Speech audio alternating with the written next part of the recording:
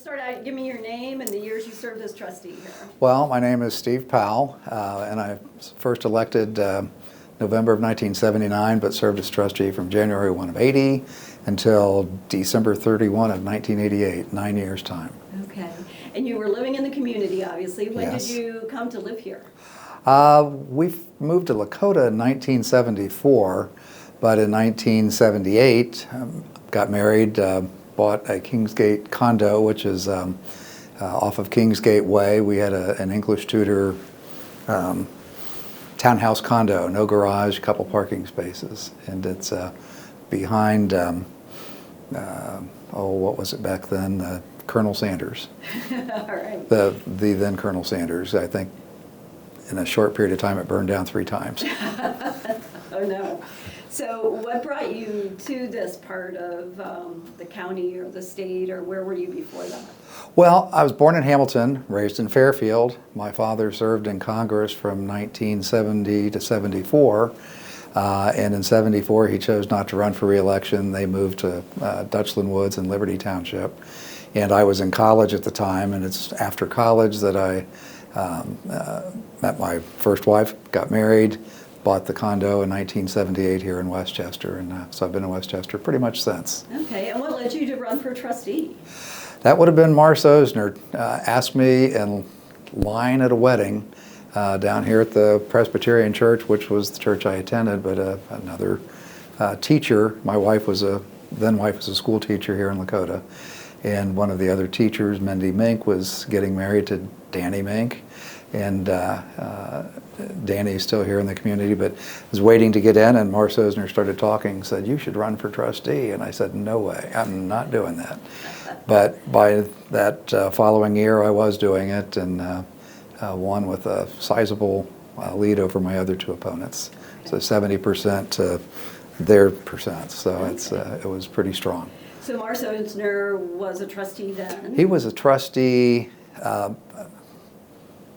He was leaving, so I was running for his seat. Okay. The other 2 trustees were David McGinnis and Ray Rosenberger. And Dave, as you know, we had the McGinnis Reading Room in the Township Library, was one of the buildings we built while I was trustee, and Dave sadly passed away shortly after that. Mars came back in to take his place temporarily until the next election, I didn't know that. which was when John Boehner and Carlos Todd were elected in the 1981 election. Okay, So. okay. So what was it about Mars's request that just made you think, oh yeah, I'll run? Well, I liked Mars, respected Mars. His wife, Jessie, was my dad's secretary. When my dad left Congress, he came back as principal at Union Elementary, which is now the Boys and Girls Club. Okay. But that's where I met Jessie, and she and Mars would invite my parents to their home, and they invited me because they were part of fixing me up with my first wife, who taught in that building. Wow. So. All right. Well, really small town, right? So, We were, yeah, with our first effort at becoming a city, we had to have a population of 25,000, which we thought we had. But the 1980 census said, no, you're only 23,754 people. And that was 3.14 per household, which is pi. And that's all the Census Department would give us. We took aerial photographs, counted driveways, and they said, no, you're still only 23,000. So when was that first effort? I think that was, let's see, that would have been 82 or so. We just couldn't meet the criteria. Mm-hmm. And then when we came back later, with the next census, we knew we had enough population, but the voters said, no, go away. We want to stay a township. Do you think that first effort that there would have been enough support from the citizenry? You don't know. I mean, with it becoming a city, you get more government, more regulation, and that's not the nature of this community. We want a little less government, a little more liberty. But it was interesting times. Yeah. So what was the township like then when you first came here? I mean, now we know the township as we know it, but it wasn't that long Well, ago. still very rural, like the Bauman brothers who owned all the land where Union Center sits. That's all farmland. The Schulte family had some acreage where they grew Christmas trees, so it's kind of a small town. You could go to the Schultes and get a tree. You could. We used to have bike-a-thons around the the Bauman's farmland. There was a big triangle of roads over there, and we'd have these walk or bike-a-thons to raise money for different charities. But it was very rural, and the subdivisions were filled with GE, Procter & Gamble, Merrill Labs, Gibson greeting card employees. I mean, people from all the big companies were out here trying to be in a suburban country kind of life, and that's what it was like out here. When I was still in college, I would ride my bike from Dutchland Woods over to Kings Island Inn, and there was nothing there. I mean, you're on a 10-speed riding through what is now a very congested, very unsafe path to take on a bike. Right. But it was just me and a few dogs and some cows when I was making that little trek. So it's very different all these years later. So that was 75, 6 time period, and but in 79, 80, still unchanged. I mean, like I said, when I came in, I spoke to you earlier off camera, we had one traffic light in the whole community, Tylersville and Kingsgate Way, and it was a flashing red light. That was it. And you think about all the change since then, and it's a lot of intersections, a lot of lights that hold a lot of people up for a long time. I think it's interesting that that's the location of the first traffic light, right? I mean, well, it was just a flashing light. It was to let people know, look, it was flashing mostly for Kingsgate Way so that you didn't just roll through it, but also flashing so the straight through Tylersville knew that there's an intersecting street that had more traffic than Cox Road had in that time. So what would have been some of the earlier, so Kingsgate, but what would have been some of the earliest subdivisions kind of that we know today? I would imagine the property off of Cox Road kind of developed. Well, Dick Grace built quite a few subdivisions, but probably the best known then would have been Maddox Manor. The Maddox family owned land on either side of Cox Road, and so Maddox Manor would have been the one family named subdivision that popped up, and it's right next to Hopewell Jr., and we even put a pathway between 2 of the homes so that children could walk between and not out on Cox to get to the school property. And then Pat Williams Church, Pat being the township clerk, what we called them then, now it's fiscal officer. So Bruce Jones gets a fancier title, but Pat was the clerk. That was her church where she played organ in between the junior and the grade school, but the background behind that, the path got all the kids to those fields safely, because there were a lot of kids in Maddox Manor. I think it's so interesting, I mean, in terms of relative time frame, you know, it doesn't, 70s isn't all that long ago, or 80s isn't all that long ago. Not for me. And you picture how simple things were here, right? And so many of the people I've talked to refer to properties by the farmer who farmed them, and the names of the people. I mean, we talk about Rosselow's Curve, right? And people wouldn't know those things today. But well, if you didn't know Gene Rossellow or the family property, then you wouldn't know. Right, but it's so interesting that even then, just the community was so tight, and people knew people by their names, and I think that's interesting that we still see some of those names out there today. Right. So the Keener family would be one of the next big farm families. I mean, Lee owned where Keener Park is, John over by the Kroger on 747 in Tylersville, he owned all of that land. But the Keeners were back in that area. I think Larry Gunler, who was a township clerk even further back than Pat, and a trustee, and he ran for county commissioner, I think, in the 70s. But he still lives on that property at the bottom of Barrett Road, where it hits Station Road. Used to be a blue house frame, and I think he is still there. Not sure. Yeah. So tell me what it was like being a trustee during your term. I mean, was there, like now we have an administrator, was there a township administrator then? Nope. Pat Williams was the de facto administrator, because she actually set up an office, had a secretary, so we had a phone and somebody would answer the phone and could answer questions if anybody in the community called. Even though that was a little beyond her statutory responsibility, she did it, and we were thrilled with that. The first administrator that we hired was really kind of an administrative assistant, and that was Mars Osner, who knew as much about the township as anybody. But we did it to try to test the waters and see to what extent it could be beneficial and helpful for the community. And it was after Marsa's successful launch of that kind of a position that we hired Mike Burns, who since went down to Indian Hill. He was followed by Dave Gully, who was followed by Judy Boykoy, and now the current administrator. So, but Mars was the first, and he was kind of a part-time administrative assistant type of an administrator, but he knew the books because he'd been the clerk. He knew the policy issues that we dealt with as trustees, and he lived here from way back. Right. So we were talking before a little bit about you had to keep a book as a trustee, and what did you log? Compensation, yeah. Kind of we weren't paid by salary. We were paid per diem, and you could be paid for up to 200 days in a calendar year for doing work for the township. So most of the townships around the state are rural, and farmers who have other things to do mostly get their crop in, get it out, get the fields prepped or winterized, whatever they had to do. The township work was just to keep the roads open and to keep the drainage ditches clear. And very few townships ended up with fire departments. If they had one, it was volunteer.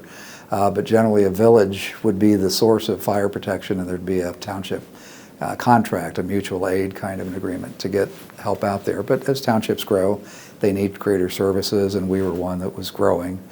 From Cincinnati departures to the outer counties, we were a community that received a lot of people who were looking for a quiet country type life. So we started fire department, police department before I came, and that would have been, I think, Paul Arthur may have been the first police chief. Jim Deathridge was a police officer before he became the first fire chief. Yeah. And very fine men, great respect for both of them. And but we transitioned on down line through all of that time. So what kind of things did you keep track of in your book? Oh, I'm sorry. I I said earlier I digress, and I do it badly. But I digressed off of the pay. But so it would be meetings, the official public meetings. We would have department head meetings, which would also be public, but it was to talk specifically about the fire department or the police department or the maintenance department. Those are our three. And the maintenance handled any parks that we had and any cemetery land that we operated. And you keep track in your little logbook, and that would be submitted. Pat would verify that you marked the days and count them. So if I'm submitting for 20 days pay, that would be 1/10 of my entitlement for the year. Then that would be what she would pay. She'd take the $4,400 salary, divide it by 200 days, and that's how much I would get for each of those days. Okay.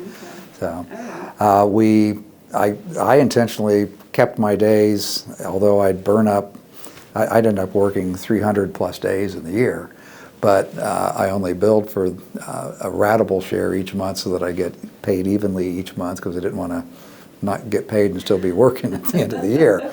So I'm young and newly married, and wanted the income to be somewhat steady as it flowed in. Right. But later we switched to a salary method, and the compensation went up to $7,200, and then it went higher after I left. So I'm not sure what they are paid today, maybe 15 or 20 something, but it doesn't matter. I think it's by ORC, isn't it? But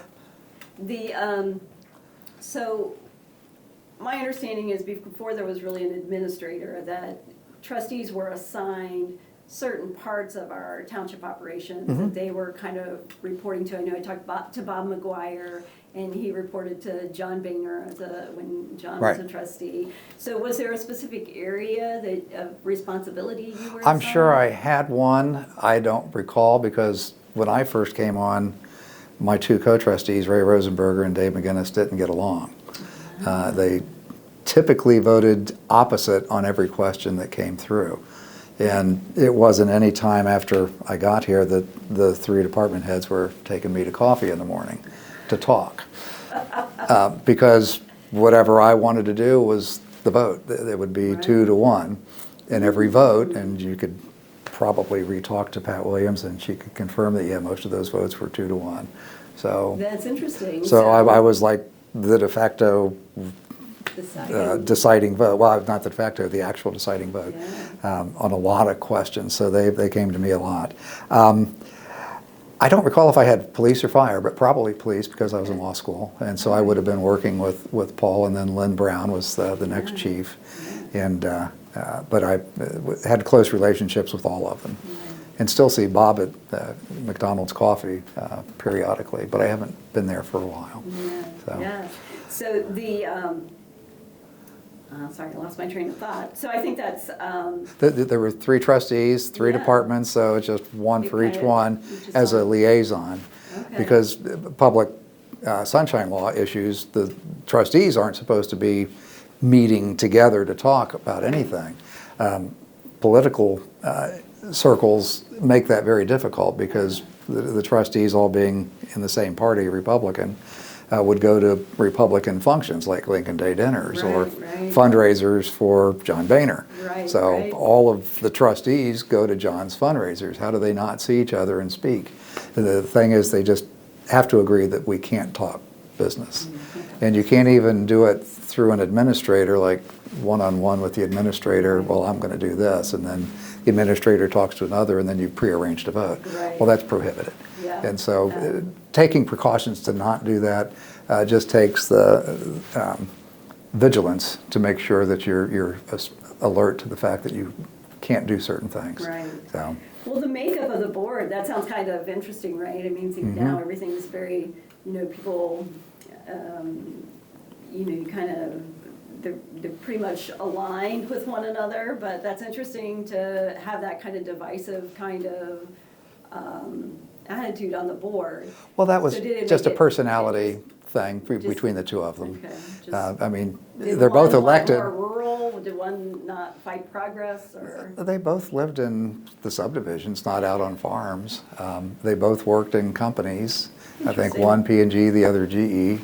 And then Mars was General Motors, Fisher Body. But when you don't get along, you just agree to be disagreeable, and it was unfortunate. Those meetings would last till sometimes 1 in the morning. Wow. And when John Boehner and Carlos Todd came on, and I come home, I mean, the meetings would start at 7:30. When I came home at 9 o'clock, I got the big question, what have you been doing the last 2 years? Like, I've been at the meetings. Oh. So that's it took a little splaining. Right. So the first part of your service, you had 2 trustees, and then the last part you were on the board with John Boehner and Carlos. Todd, And then John left for the state legislature, and I think Betsy Schaffner came in behind John. And then I think behind me was Kay Rogers. And I'm trying to remember, maybe when Kay went on, I think that she took my spot as I went on to the county court. I was elected judge in 1988, so in January of 89, January 1, 89 is when I left, and Kay would have come in. And she would have run to retain that, and I think Carl Morgenstern defeated her that fall. And then Dick Alderson defeated Carl in the full 4-year term. And I used to know who was where, and it's dissipated with the 44 years of time that's passed. So you were telling me a little bit about the first township office on John Road, so that was the first? That was in the basement of the firehouse. Okay, so is that kind of in the position of the same fire station we now have in John That's Road? Same building. Old building. Well, much better facility today. So. And it was police, fire, and the administrative office, correct? Yeah.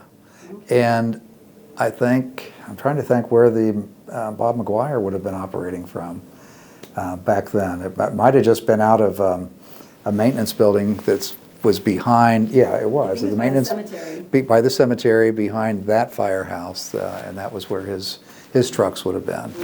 For keeping our drain ditches clean and plowing the roads and salting the roads. So. So pretty small police and fire department, obviously, even in the 70s and 80s. Yeah, we were just so many. I mean, there'd be a chief, a couple sergeants, and then half a dozen officers for the police, and the fire was chief, maybe a couple lieutenants, and they would all have been volunteer. At some point, we started making full-time and still supplementing with volunteers, and we'd have volunteers who would agree to which shifts. so that we could have 24-hour good coverage for the community, because we wanted to keep our insurance rating where it needed to be. Right. So Chief Deathridge is very skilled at being able to do all of those things, as Chief Brown was with the police department. So. I spoke with Jim a few weeks ago, so he's doing great. And it's the 60th anniversary of the fire department this year. Mm-hmm. So we're celebrating that along with our bicentennial. But what do you think your greatest achievement was, or the most momentous thing you feel like accomplished during your Well, during our tenure? time, we built, because we started in the basement of the firehouse. Collective bargaining came in, and I think the fire department, firefighters were the first ones who wanted to organize and negotiate a contract. So we had the biggest law firms around from Cincinnati coming to interview, and if you've talked to Don Crane, who's done a lot of the legal work, he'll tell you his senior partners are sitting out there with their briefcases on these stack chairs outside of a plywood partition wall and saying, "We're really coming here to do this?" And Don would tell you that, yeah, that this is the real deal. This is going to be where we'll be doing the first collective bargaining contract in the state if we get this. And so they come in, and it's literally just I'm sure the former trustees and McGuire or whoever built this little stage podium that we had. And my early meetings, my oldest son, who was then only 2 or 3, would, because my wife was a school teacher, she might have parents' nights. Well, Eric would come and just sit down there and color and do things during the meeting. But that was when we had nothing. So while I was on, we built a couple firehouses. We built the library that was on Cox Road, which just been moved and scheduled to be torn down. We built this building and the bigger version of the firehouse next door. But while we were doing all of that, we temporarily housed ourselves in the meeting room at the former version of that firehouse. Okay. And I think that would have been the first meeting room for Betsy Schaffner Okay. when she came on. At the Cincinnati Road Fire Station. And yeah. then maybe not. I mean, it might have been that her first meeting was in this building. Okay. So it depends. Since you took the plaque down, I was not able to You look at figure the out date. the year, yeah. You Look took at the my date. plaque down. It's here, I promise. Yeah. My name's gone. But we would have, we called ourselves the building trustees, John, Carlos, and I. And we did well. There's a lot of good pictures of shovels of dirt being thrown from Right. the different things we did. Right. So, and with that, we got a lot of traffic lights and road expansions. We worked heavily with the engineer. One of the biggest mistakes we made was getting into a fight with ODOT over Dimmock Road between 42 and Butler Warren. Okay. The people in there desperately wanted the speed limit lowered, and it was an unregistered road, and we foolishly picked a fight with the state and lost. They increased the speed limit when it was all said and done, and we weren't happy with it. Still not happy that that's the way they reacted, because it's subdivisions all around and kids on tricycles and some with training wheels and whatnot, and cars going 45 miles an hour. We thought was highly inappropriate. We wanted it 25, and it had been improperly posted by probably prior trustees who said, just make it 35 and don't get some signs and don't say anything. But it was a speeding ticket. Somebody was smart enough to say, that sign's not registered. You can't charge me with speeding. Because it should have been an unregistered road, which is 50 miles an hour under Ohio law. So that was a foolish fight. But the rest of them, things have gone well. We've got good traffic control, good lights. I'm not sure, couldn't tell you what the speed limit between 42 and Butler Warren on Dimmock is today, because I haven't driven that in quite a while. And then the library building on Cox Road, that The had your library. name on the plaque too. The library was an interesting thing, because we were building the building. We're part of the Middletown Library District, and we had a little bit of a kerfuffle with the library board, because we asked them in the process of that, why aren't you building this? Oh, there's other than you wanting to do it, there's really no need. You can always come to Middletown. Well, that's not just a short little run for our young families to run their kids to the library. It's quite a haul. So our first library was on Cox Road in the basement of a office building that had, it's like a walkout basement building. It's 2 levels, one entered on the street level at Cox, but you drove down the backside and that would back out to the lower level, like any walkout basement home would be. Yeah, but head-in parking down there, and the library rented some space on the lower level. So Betty McGinnis, Dave's wife, and you had in your historical book, there's another lady who's listed in there, helped get the library going. Right. That was the first. So when we came in, we said, we need more than this. Our community deserves more. So we started working with the board in Middletown, and they said, well, if you provide bigger space, we'll operate it. We'll put the books in and provide the staff. You just build the building. So in the process of that, we asked, why don't we have a member on the board? And that's where the kerfuffle came.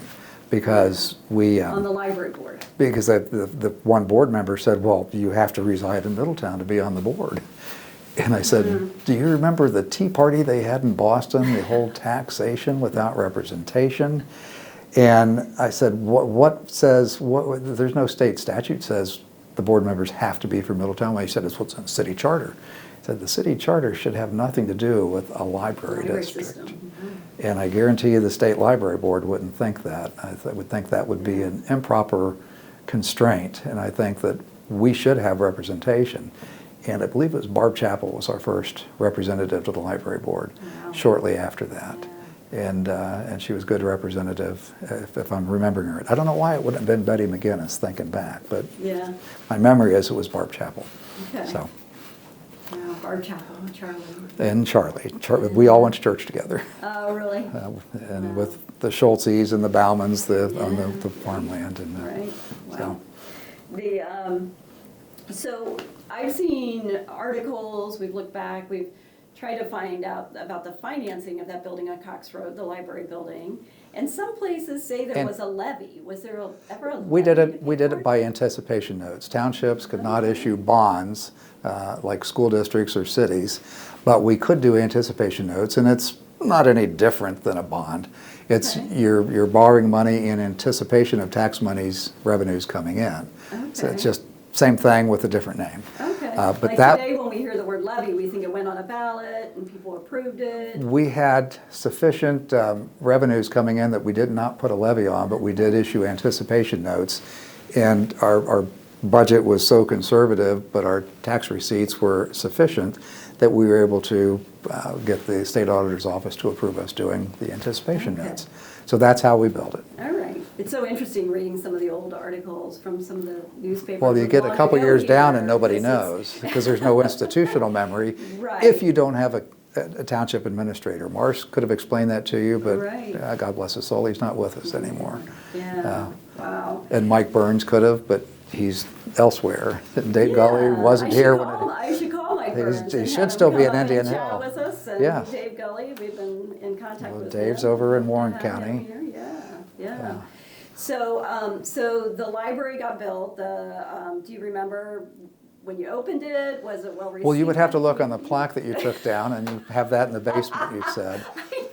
But do you remember when it opened? It should have been 83 because I think John was still on the board when we put the building up. I don't think it was Bitsy yet. But that, because John left us with the 84 election, January 1 of 85, he was in the state legislature, and that's when Bitsy Schaffner would have joined the board. So it depends on that date as to who the board members were at that moment. Do you remember it being well received? We had a big crowd. We had the library board down, a lot of people. I mean, our library ladies, which was our library association that kickstarted all of this, they were there en masse. And they had a lot of moms and a lot of kids. And there should be pictures sitting around of the thing as we cut that ribbon.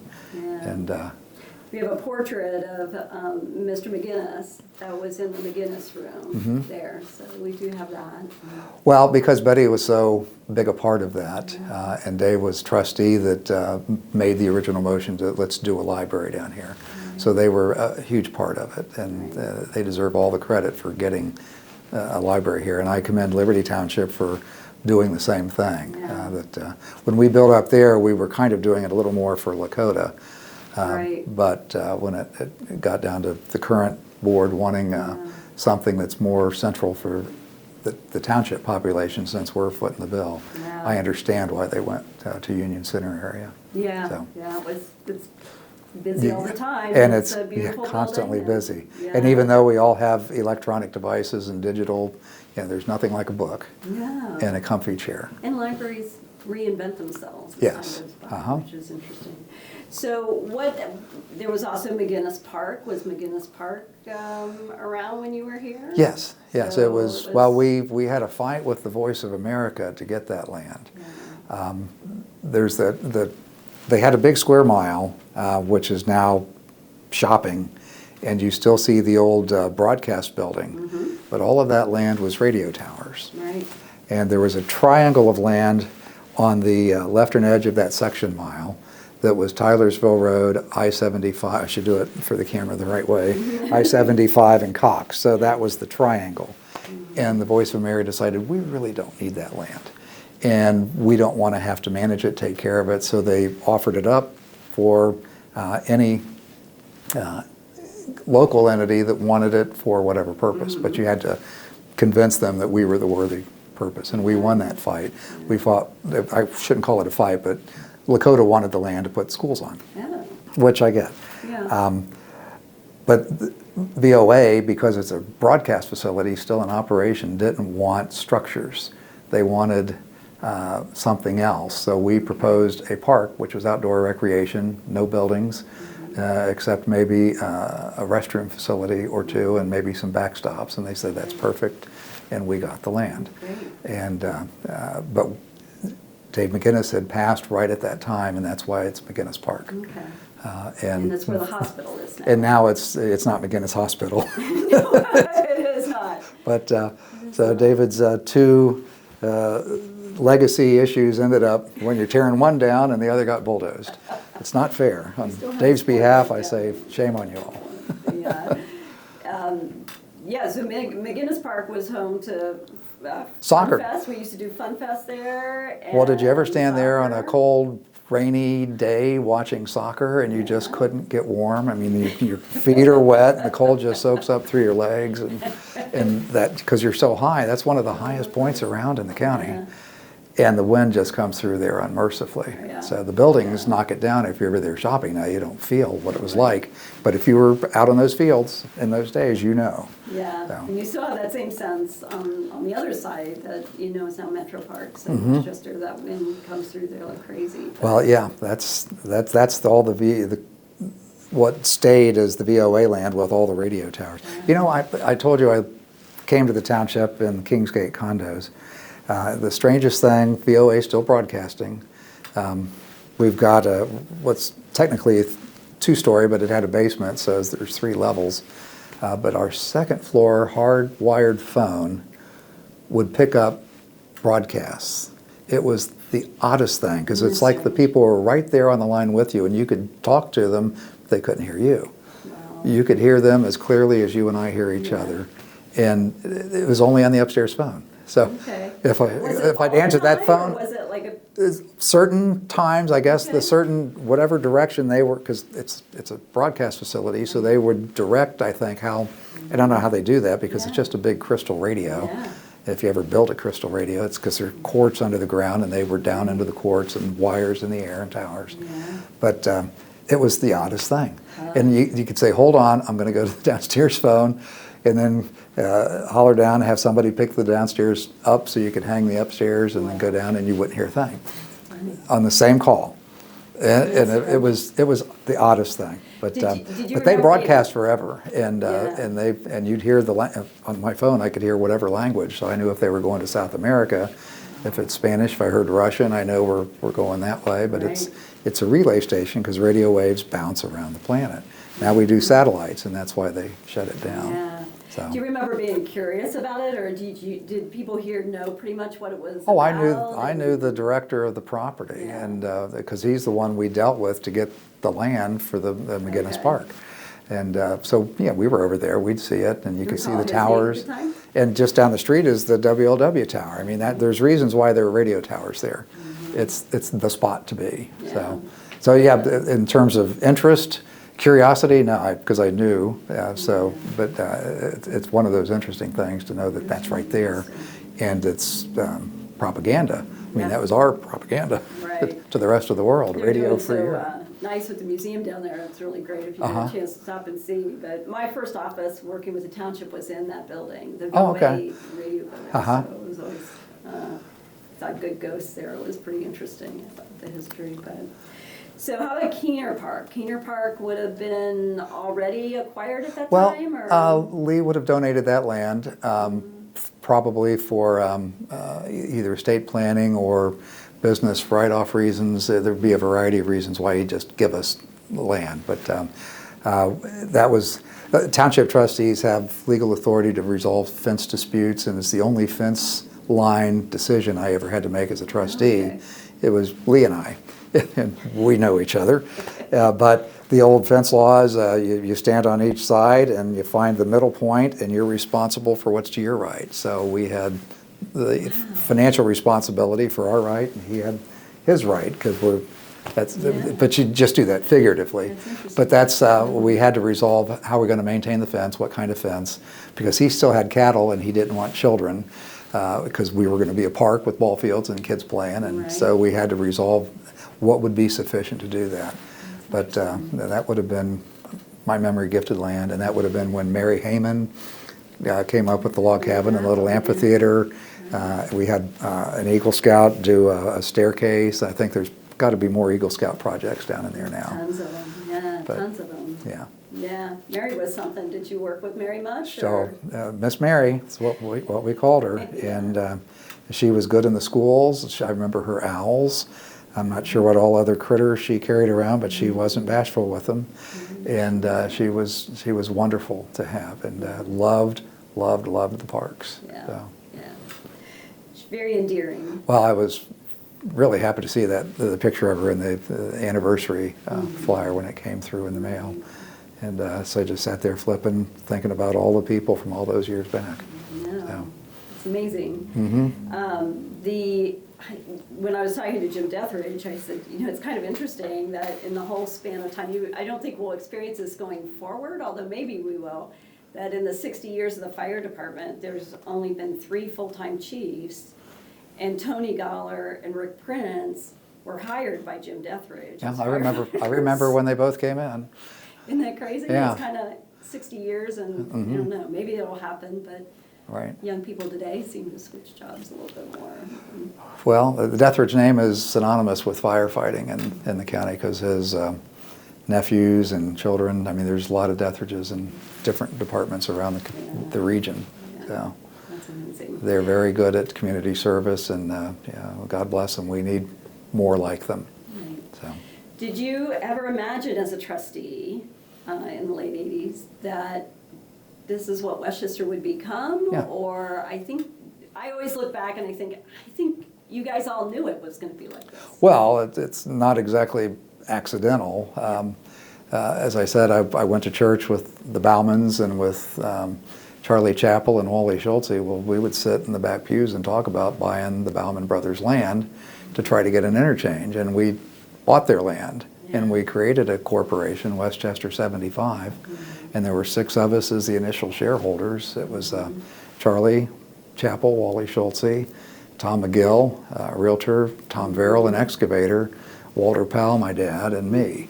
And so I drew up the corporate papers. We started it. That was 86, 7 or so.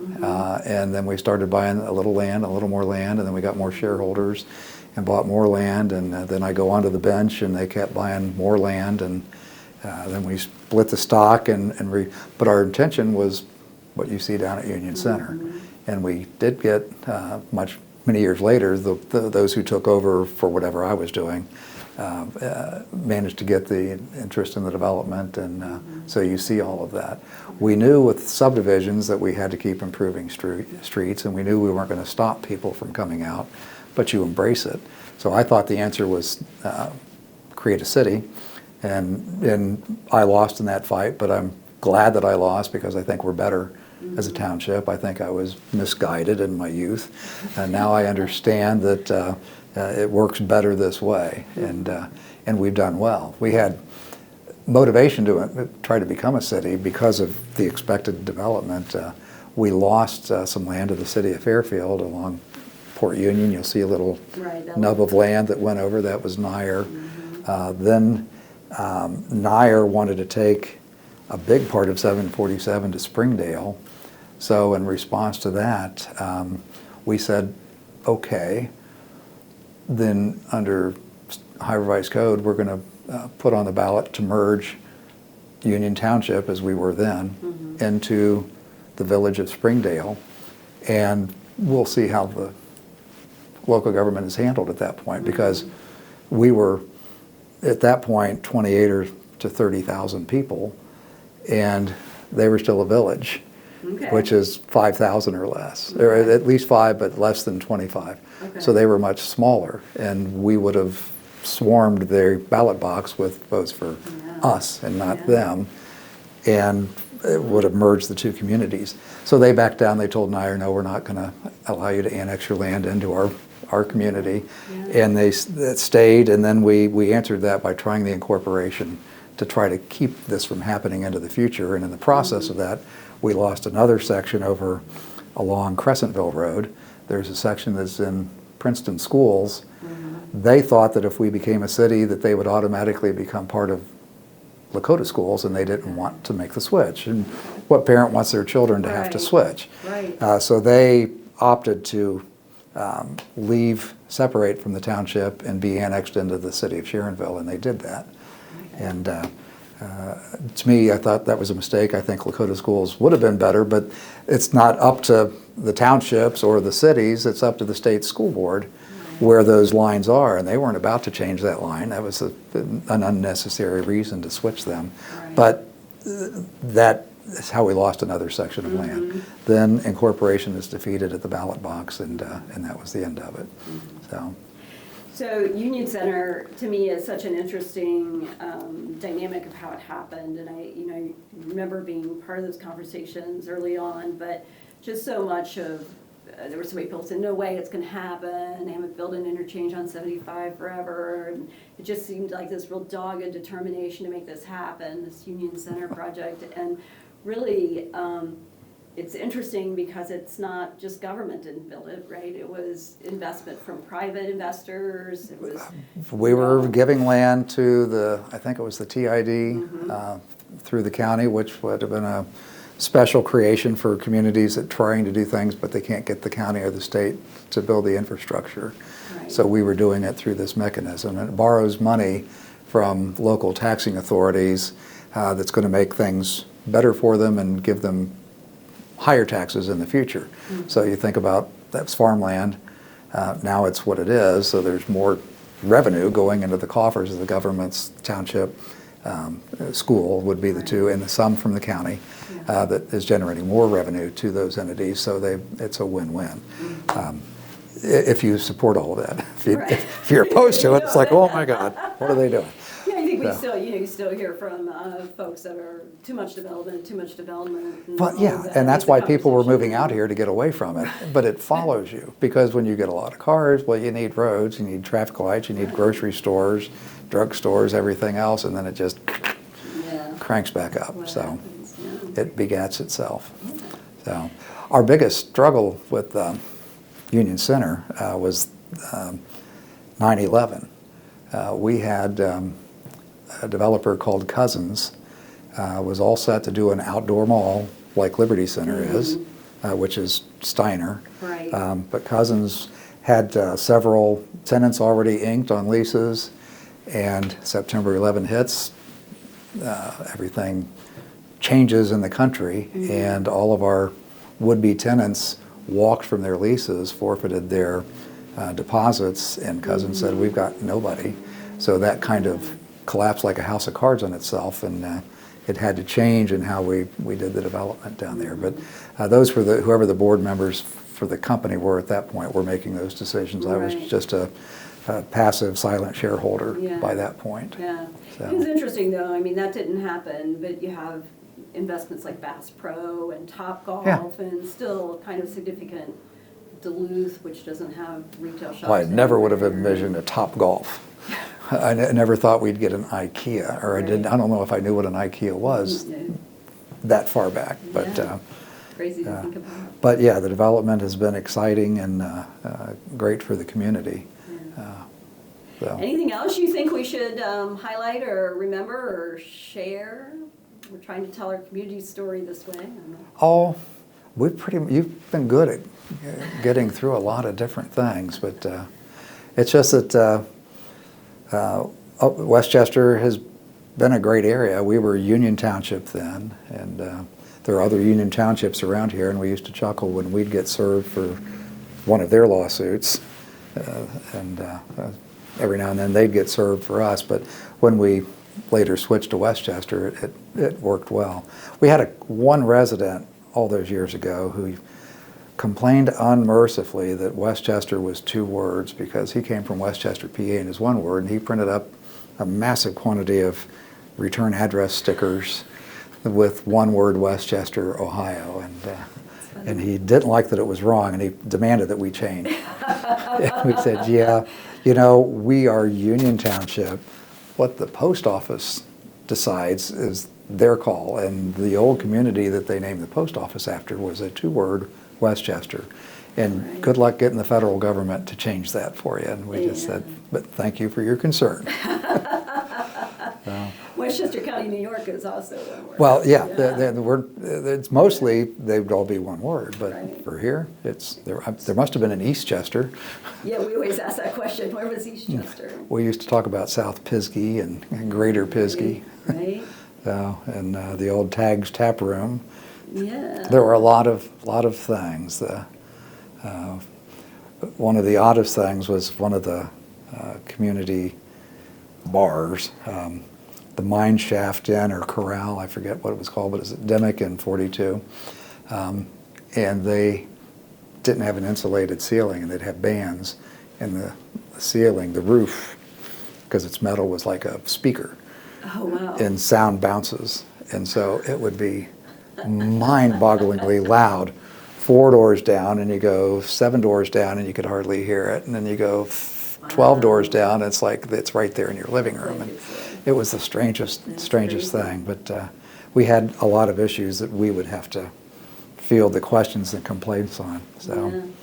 We had a golf course fail, and we had people who lived on the golf course demand that we take the golf course over and maintain it so that was as a park. Hills?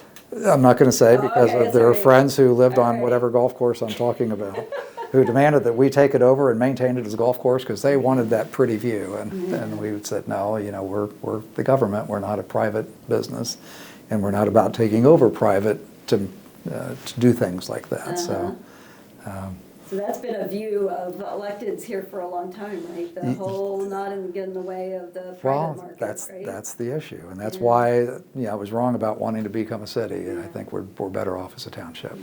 So, and Carlos was the one who first said, no, we don't need to do that. And finally, he and I agreed, yeah, Carlos, you were right. He said, well, thank you, Stephen.